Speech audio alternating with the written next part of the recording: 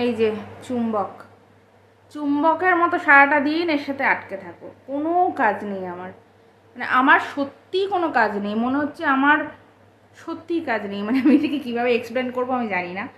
সারাটাক্ষণ এনার সাথে থাকতে হবে, মানে এক মুহূর্ত যদি চোখের আড়াল হয়েছি ব্যাস চিৎকার শুরু। তুই হাসছিস কেন?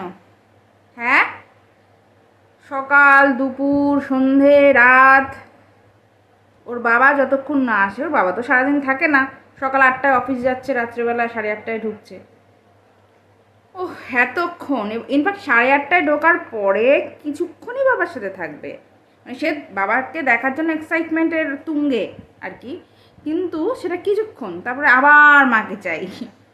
আমার কোনো কাজ হয় না, মানে সিরিয়াসলি। দেখো এবার কোন দিকে, মানে কেন এখানে বসে আছে, চোখটা কোন দিকে। এই যে টিভি, টিভিতে কি চালাবো সেটা দেখার জন্য বসে আছে।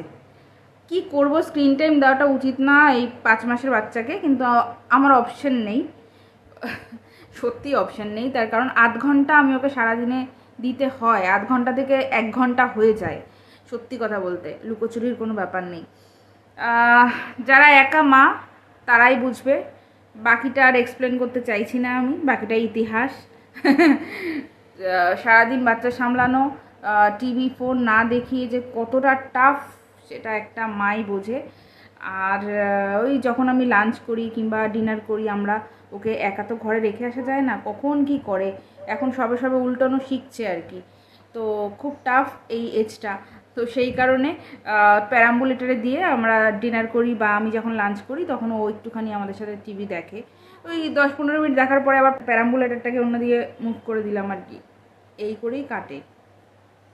কী ব্যাপার, কী শুনছিস? হ্যাঁ, তোর সম্পর্কেই বলছি।